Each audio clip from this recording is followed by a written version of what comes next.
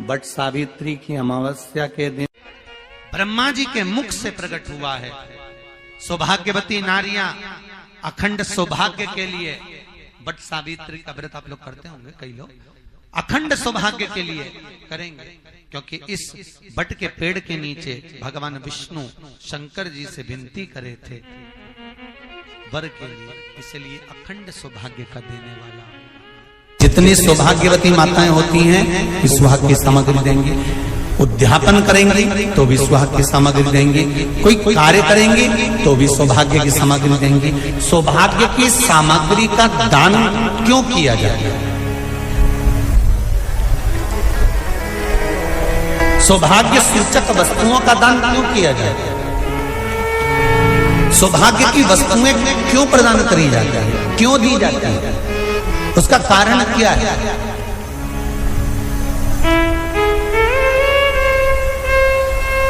क्यों देते हैं? महाराज,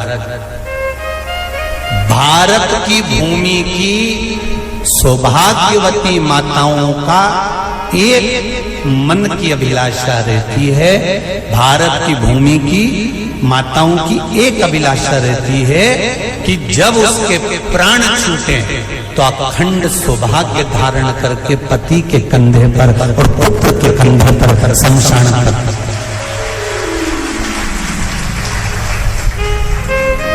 ये भारत की भूमि की माताओं की सोच है, उनके मन का संकल्प, उनके मन का भाव।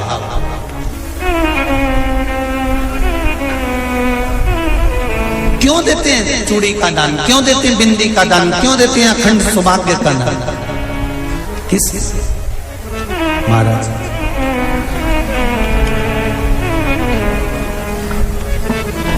मेरे हाथों में भर भर के चूड़ी रहे, मेरे हाथों में भर भर के चूड़ी और मैया कोई काम नहीं, मेरे मस्तक पे चमकती चूनर रहे, मेरे मस्तक पे चमकती चूनर रहे और मैया कोई काम नहीं, मेरी मांगों में भर भर के सिंदूर रहे, मेरी मांगों में भर भर के सिंदूर रहे और मैया कोई काम नहीं, मेरे पाँव में बिछुड़ी का जोड़ा रहे, एक बिछुड़ी नहीं, कितनी? 2, 3, 4, 5, एक एक पाँव में जोड़े से बिछुड़ी होना चाहिए, केवल एक नहीं, सिंगल नहीं। वो तो आजकल का फैशन हो गया महाराज, जो केवल एक बिछुड़ी धारण कर लो उसी में फैशन दिखे। श्रावण की शिव महापुराण की कथा कहती है, जब बेटी को विदा करा जाता है और पहली बार बेटी के पांव में जब बिछुड़ी डाली जाती है तो वो बिछुड़ी भी अलग अलग नहीं होती, उस बिछुड़ी के जोड़ को चेन से एक दूसरे से बंधा हुआ होता। बोला सही है कि गलत? जितने आस्था चैनल पर कथा सुन रहे हैं, जितने फेसबुक पर सुन रहे हैं, यूट्यूब पर सुन रहे हैं, सुन लेना कि मेरे भारत की माताओं का जब पाणी ग्रहण संस्कार किसी बेटी का होता है, उसके पांव में जब पहली बार बिछुड़ा पिनाया जाता है, बिछुड़ी पिनाई जाती है, तो वो बिछुड़ी भी एक दूसरे से बंधी हुई होती है, चेन से बंधी हुई होती है। उसको अलग अलग वाली बिछुड़ी शादी के मंडप में नहीं पिनाई जाती। क्यों? जैसे ये बिछुड़ी एक दूसरे से पांव में बंधी हुई है, तुम्हारी जिंदगी अंतिम श्वास तक ऐसी ही बंधी हुई है, यही बनना चाहिए। वो तो अब माताओं ने थोड़ा सा फैशन चेंज कर दिया, अब पांव में ज्यादा बिछुड़ी नहीं पहनती, गड़ती है, चुभती है, एक बिछुड़ी धारण। महाराज नहीं, चूड़ी भी दो हो, जोड़े से। हमारी माताएं, भारत की भूमि की जो माताएं हैं, ये चूड़ी भी हाथ में पहनती है तो जोड़े से पहनती है। बोलो जैसा सही है कि गलत है? एक अकेली चूड़ी माताएं हाथ में धारण नहीं करती हैं। अगर भारत की भूमि की संस्कारित माताएं हैं और भारत की भूमि की सभ्यता और संस्कृति को जानती है तो अकेली चूड़ी नहीं, जोड़े की चूड़ी पहनेगी। 2 चूड़ा डालेगी, 4 डालेगी, 12 डालेगी, पर सिंगल नहीं, अकेले। श्रावण के महीने की शिव महापुराण की कथा, जिसका नाम है श्रावण शिव महापुराण की कथा, ये कहती है कि पार्वती जी ने और गंगा जी ने ये चतुर्मास में जितना सौभाग्य का दान दिया है, उनके बराबर दुनिया का कोई व्यक्ति इतना सौभाग्य का दान नहीं दे सकता जो माता गंगा और पार्वती दोनों दान दे रहे हैं।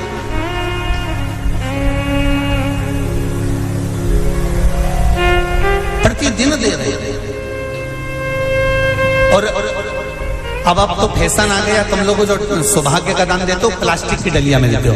पर एक एक पुराण को उठाकर देख लेना, एक एक उद्यापन को उठाकर देख लेना। जितनी तुम कथा तुम्हारे घर में छोटी छोटी कथाओं की पोथियां पढ़ी हो, उनको उठाकर देख लेना। उसमें नहीं लिखा कि प्लास्टिक की डलिया में सौभाग्य की वस्तु का दान दिया जाता है। उसमें लिखा है बांस की पिटारी में, बांस की डलिया में सौभाग्य की वस्तुओं का दान दिया जाए। क्यों? क्योंकि बांस वंश की वृद्धि करता है, बांस सौभाग्य की वृद्धि करता है, और बांस अखंड सौभाग्य। जैसे बांस का पौधा बढ़ते चले जाता है, बढ़ते चले जाता है, उसी तरह बांस की डलिया में जब दान दिया जाता है, बांस की टोकनी में जब दान दिया जाता है, तो ये भाव रखा जाता है कि तुम्हारा सौभाग्य ऐसे ही बढ़ता रहे। पर अब थोड़ा सा फैशन चेंज हो गया तो प्लास्टिक की डलिया, पर प्लास्टिक की नहीं, बट सावित्री की अमावस्या के 16 श्रृंगार में नारी के हाथ की चूड़ी का कलर अलग हो सकता है, चूड़ी की डिजाइन अलग हो सकती है, चूड़ी अलग हो सकती है, चूड़ी महंगी सस्ती हो सकती है, मंगलसूत्र की कीमत ऊंची नीची हो सकती है, पांव की बिछुड़ी की कीमत ऊंची नीची हो सकती है, कान के कुंडल की कीमत ऊंची नीची हो सकती है। तुम्हारे शरीर पर जितने जितने 16 श्रृंगार हैं, उसकी कीमत ऊंची नीची हो सकती है। केवल मंगलसूत्र की डिजाइन बदल सकती है, नाक की लौंग की डिजाइन बदल सकती है, कान के बुंदे की डिजाइन बदल सकती है, हाथ की चूड़ी की डिजाइन बदल सकती है, पांव की पायल की डिजाइन बदल सकती है। केवल नारी के 16 श्रृंगार में एक श्रृंगार ऐसा है जिसकी कीमत जो पहले थी वही कीमत आज तक है, और उसकी डिजाइन आज तक नहीं बदली। वो मांग का सिंदूर है, एक जैसी डिजाइन है और एक जैसी कीमत है। सारे श्रृंगार की कीमत अलग, पर मांग में जो सिंदूर डाला जाता है वो एक कीमत का होता है, एक डिजाइन का होता है और एक जैसा होता है, और वो सबसे भारी होता है। सावित्री यमराज से कह रही है मेरे पति को छोड़ दो। यमराज कह रहा है सावित्री तेरा पति मर चुका है, मांग के सिंदूर को पोंछ दे। सावित्री कहती है पूरा श्रृंगार उतार दूंगी, पर मांग का सिंदूर नहीं पूछने दूंगी। तब यमराज ने कहा जब तक तू मेरे मांग का, अपनी मांग का सिंदूर नहीं उतारती, तब तक तू मेरे पास नहीं आ सकती। भगवान यमराज से सावित्री ने कह दिया मैं भी तुझे वचन देती हूं यमराज, मेरी मांग में जब तक सिंदूर है।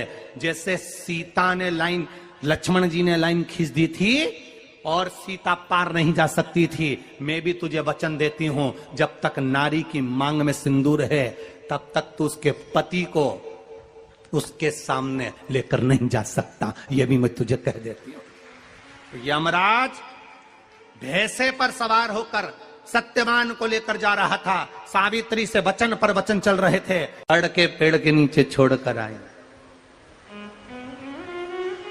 क्या चाहिए तुझको, क्या चाहिए तुझको, क्या दूं मैं तुझको, कुछ मांग ले मुझसे। सावित्री कहती है क्या दोगे आप, मेरे पति के प्राण दे दो बस वापिस।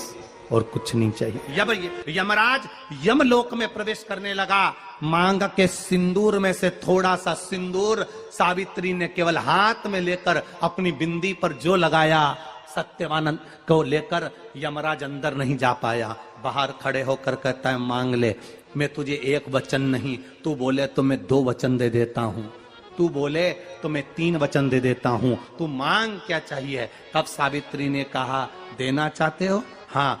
अब यमराज को लगा कि लालच में पड़ गई सावित्री।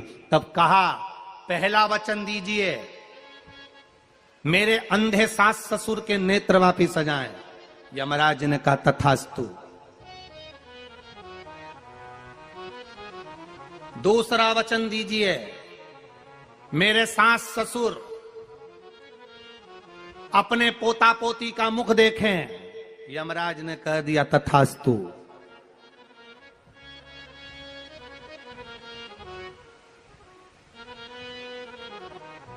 जाओ। यमराज जाने लगे, फिर आग जलने लगी। कहने लगे अब मैं अंदर क्यों नहीं जा पा रहा हूं। सावित्री कहती है तुमने वर दिया है, मेरे सास ससुर पोता पोती का मुख देखें, उनके बेटे को तुम ले जाओगे तो पोता पोती कहां से होगा,